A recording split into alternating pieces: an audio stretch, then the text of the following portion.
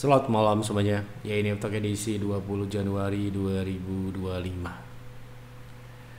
Seperti biasa, malam ini kita akan berikan update market IHSG dan juga membahas ide-ide konsultasi yang masuk di kolom komentar Yeftok edisi terakhir edisi kemarin. Ada beberapa yang masuk di kolom komentar. Ini akan kita bahas di Yeftok malam ini. Silakan apabila Anda ingin berkonsultasi, tulis di kolom komentar, berikan keterangan dengan penjelasan ya terkait konsultasinya supaya bisa kita bahas. Baik, kita mulai. Sebelum saya mulai, silahkan bagi Anda yang belum subscribe, silahkan subscribe, dan yang sudah merasakan manfaat dari Yeftok, dukung kami dengan klik like. Hari ini IHSG relatif mengalami kenaikan ya, tepat di neckline.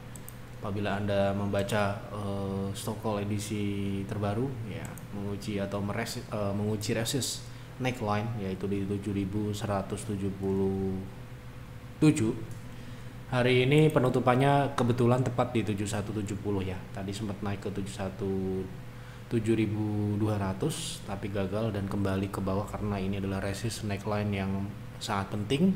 Jika dilewati seharusnya secara psikologis dapat membawa indeks naik lebih jauh ya, dengan target yang sudah kami sampaikan di 7320. Sementara ini masih sama dengan apa yang kami sampaikan, jadi belum perlu kita update. Oke, kita lanjut ke pembahasan saham yang pertama. Mohon analisa teknikal Adaro untuk swing, kira-kira bisa tunggu turun sampai berapa secara teknikal? Terima kasih. Oke, kita lihat. Sekarang posisinya sedang turun atau naik ya, turun ya. Jadi kalau kita lihat di sini penurunannya masih tertahan di atas 2300 ya. Ini adalah support yang kedua kalinya sempat diuji ya.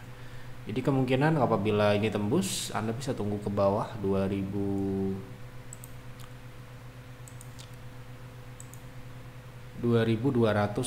Jadi area ini yang mungkin Anda bisa coba tunggu sembari ya trading saham yang lain ya, karena ini juga pergerakannya cenderung ya bisa dikatakan tidak terlalu menarik ya, sangat-sangat tipis ya, 2%, 1%, 0% gitu ya. Jadi mungkin baru di area inilah kira-kira bisa dilihat lagi apakah nanti juga potensi upside-nya cukup atau tidak untuk ditradingkan ya, karena lagi-lagi kita trading itu harus melihat potensial return dan juga risknya ya, tidak hanya pada sahamnya saja tetapi kita juga harus bisa memperkirakan. Jangan sampai kita beli hanya karena Adaro ataupun hanya karena saham yang mungkin kita lihat terkenal tetapi kita tidak melakukan kalkulasi secara baik dari potensi swingnya gitu ya. Oke, lanjut. Tolong bahas Arna, swing trade arahnya kemana, spill buy area dan TP di berapa. Oke, kita lihat Arna, apakah swingnya sudah naik. Oke, kita lihat ya. Oke, sekarang ini tertahan di area support uptrend line ya, ini uptrend line berwarna merah. Jadi swing naiknya ini memang bisa dikatakan sedang akan dimulai ya. Kita asumsikan seperti itu karena ini adalah support trend line. Potensi entry-nya menurut saya di area saat ini cukup ideal ya, dengan risk di bawah 5%, proteksi di 590. Itu cut loss-nya di bawah 5% tentunya. Jadi Anda bisa beli di 615 sampai dengan 605 gitu ya. Dengan target, sebentar kita coba lihat potensi pullback ya atau swingnya. Kalau arahnya ini swingnya masih posisinya belum terkonfirmasi swing naik ya. Jadi tapi menurut saya ini sudah cukup ideal secara dia bertahan beberapa kali dan rebound, dan pembentukan shadow di bawah ini cukup memberikan konfirmasi bahwa ketika harga sahamnya turun itu banyak yang buy on weakness ya gitu ya. Oke, kemudian dengan target di 655 atau 650 itu sudah di atas 5% ya, itu potensi TP1 ya. Kemudian Anda bisa TP kedua di 685 ya, itu yang memungkinkan dan realistis untuk swing di Arna. Halo Pak Ep, mohon pembahasan SCMA secara jangka pendek bagaimana? Terima kasih, sehat selalu Pak. Oke, kita lihat SCMA secara jangka pendek ya. Seharusnya naik Mas Yan ya. Kemarin kita bahas masih sama dengan target di 196, kemarin sempat naik ke 195, tetapi sekarang masih mengarah ke sana ya. Proses cukup agresif pergerakannya dan nampaknya area 190 itu cukup banyak orang mau jualan ya. Ini terbukti beberapa kali memang banyak orang jualan di situ gitu. Jadi mungkin secara teknikal potensinya kenaikan di 188 sampai dengan 190-an itu untuk potensi teknikal secara jangka pendek ya. Mau analisa saham WIRG untuk trading, apakah masih akan melanjutkan kenaikannya? Terima kasih. Oke, kita lihat WIRG. Oke, kita lihat di sini kenaikannya sudah sudah terjadi ya.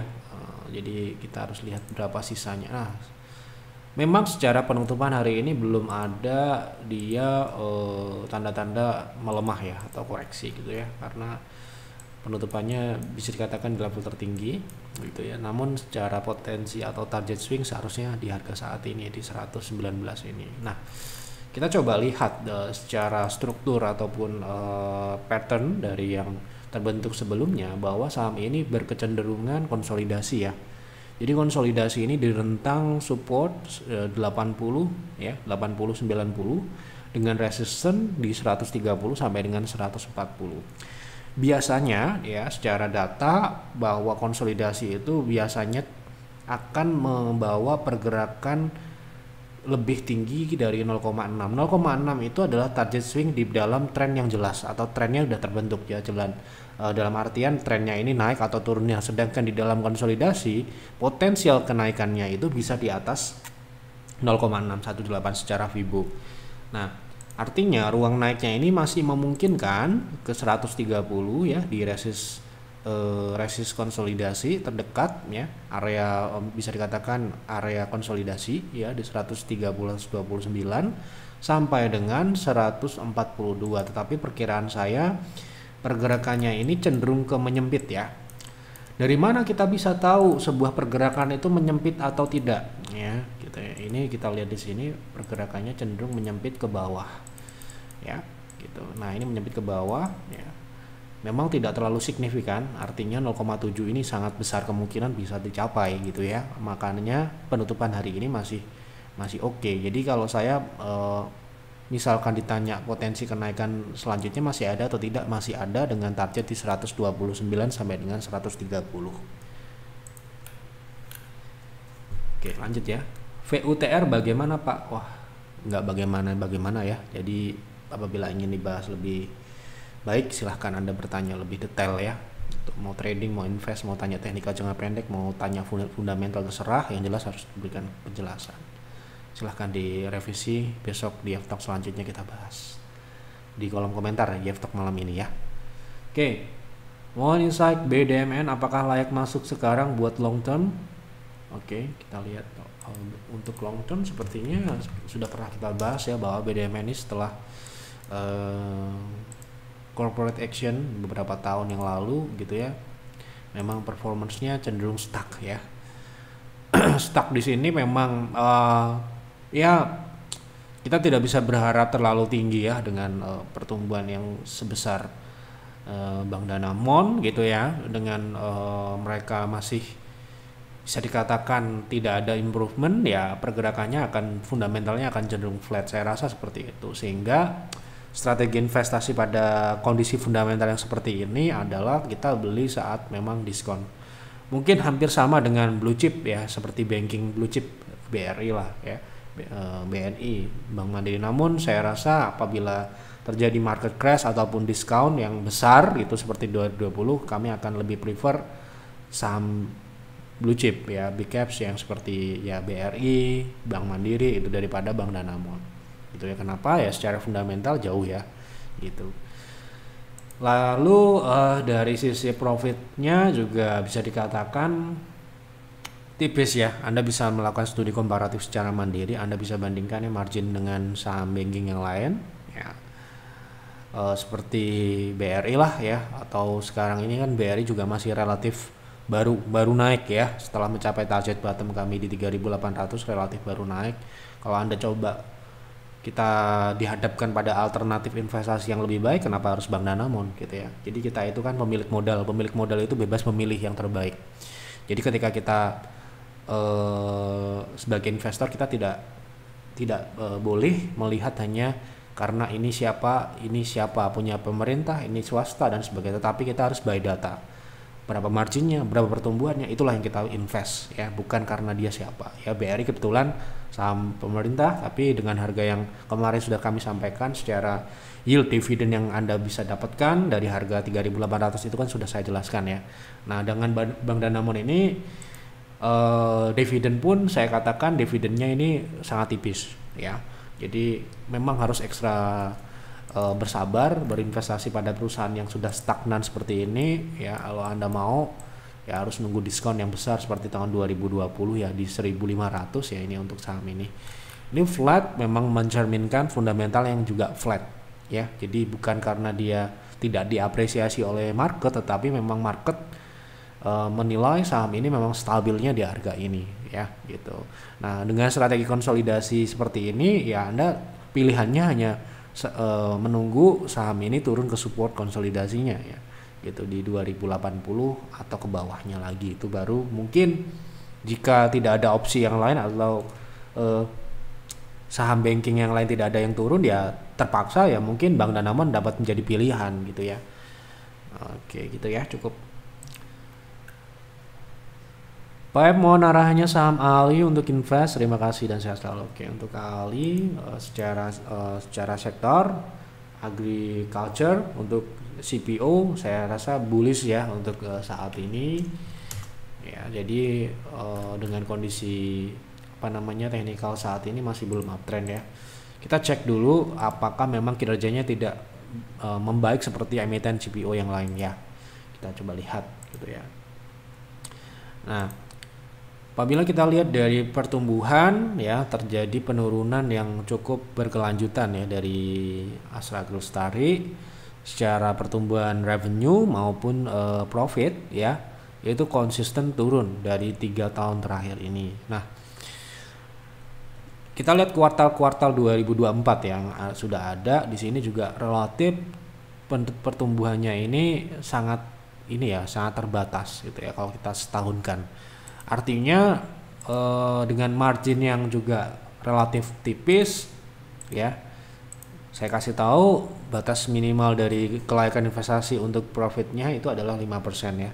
Jadi kalau misalkan Anda bertanya dengan saham yang di bawah 5%, yang jelas kami akan menyebut ini tidak layak invest. Sekali lagi ini kami loh, Anda boleh beda juga boleh tuh, dan tidak selalu yang di bawah 5% itu jelek, tetapi kami memang memiliki syarat seperti itu untuk memperinci ataupun mempermudah kita untuk memilih ya, untuk mengeliminasi. Dengan keberlimpahan saham-saham CPO tentunya kita harus melakukan itu ya, kita harus milih yang terbaik seperti yang saya bilang di awal tadi. Jadi untuk saat ini Astra Agrostari saya nilai belum layak invest, mungkin hanya untuk trading saja boleh. Oke, kita lanjut. Izin bertanya, Inco apa sudah menarik untuk diinvestasi Pak, di mana sudah mulai ada kenaikan harga nikel? Oke, jadi kalau kita invest di komoditas itu tidak hanya kenaikan ya. Kenaikan itu bisa terjadi dalam siklus turun yang namanya pullback ataupun tren turun, kenaikan di dalam tren turun. Kemarin kita sudah bahas itu di saat ada yang konsultasi terkait kalau tidak salah NCKL, saham NCKL gitu ya. Kita sudah sampaikan bahwa memang secara kenaikan nikel itu sendiri memang belum dalam posisi siklus naik ya. Jadi kenaikan di sini harus clear dulu dia siklus naik atau siklus di dalam siklus turun. Itu yang terpenting siklusnya, bukan kenaikan atau penurunannya. Turun tapi siklusnya naik nggak apa-apa, bagus. Tetapi kalau naik di dalam siklus turun ya berarti belum gitu ya. Nah ini yang perlu kita juga mengedukasi Bapak Ibu yang ya bisa dikatakan mungkin baru ya. Kita harus mengidentifikasi komoditasnya terlebih dahulu. Apakah kenaikannya ini sudah termasuk siklus naik atau belum. Ini terakhir turun ya 1%. Ya, saya nggak usah ngomong, kayak ngomong chart aja ya. Chartnya ini jelas ini masih turun ya. Jadi kenaikan ini sama dengan kenaikan di kuartal ketiga tahun 2024 ataupun kenaikan yang sifatnya minor seperti Juli ya, bulan Juli ini. Jadi ya tidak ada perubahan. Anda bisa lihat sendiri ya, Anda bisa lihat dengan jelas ya. Tidak ada pembalikan siklus ataupun pembalikan tren di dalam komoditas nikel. So ya, Inco ya belum gitu ya tentunya. Kita tidak perlu terburu-buru ya gitu. Untuk berinvestasi itu tidak boleh buru-buru ya, atau mendahului. Itu tidak boleh. Jadi kami tidak boleh ya. Jadi harus memang benar terkonfirmasi. Kita tidak mau berjudi. Jadi kalau sudah terkonfirmasi ya nggak apa-apa, invest ya. Tapi kalau belum ya jangan gitu ya. Inco belum jelas ya secara technical maupun fundamental juga. Saya rasa kinerjanya mungkin masih turun ya, seperti yang Anda lihat ini gitu ya. Apakah akan bullish di kuartal selanjutnya ya, kita lihat aja. Tidak perlu terburu-buru seperti yang saya sampaikan tadi. Investasi itu adalah strategi pasif ya. Kita tidak perlu terburu-buru, tergesa-gesa, kesusu nanti kesikut ya. Oke. Bio Tower sudah turun banyak. Apakah ini kesempatan untuk swing? Oke, kita coba lihat ya.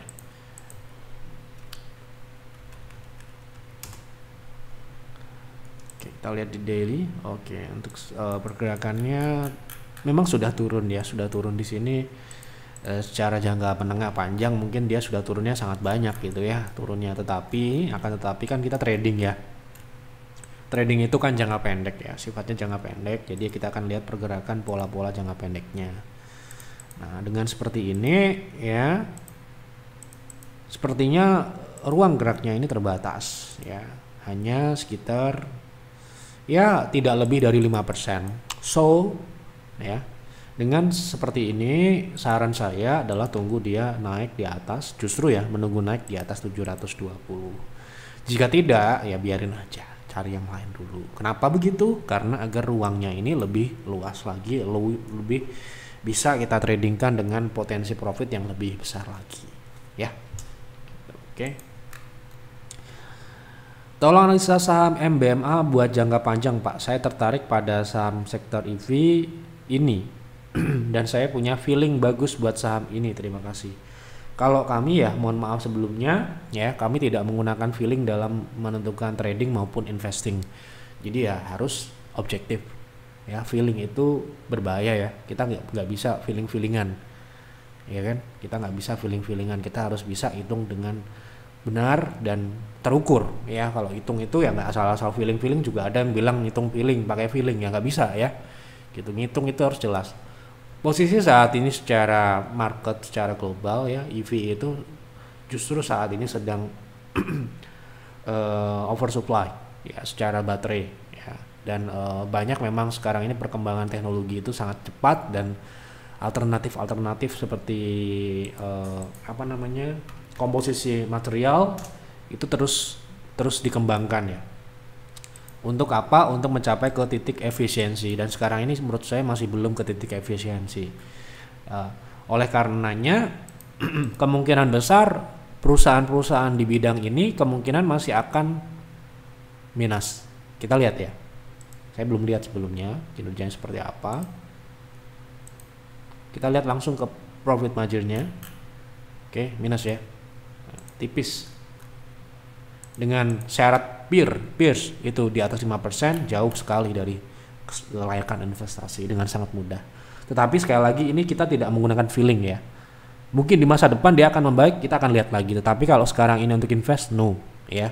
Gitu, karena kita lihat secara model bisnisnya memang sekarang ini masih terus banyak ketidakpastian ya. Itu tadi saya bilang tadi ya.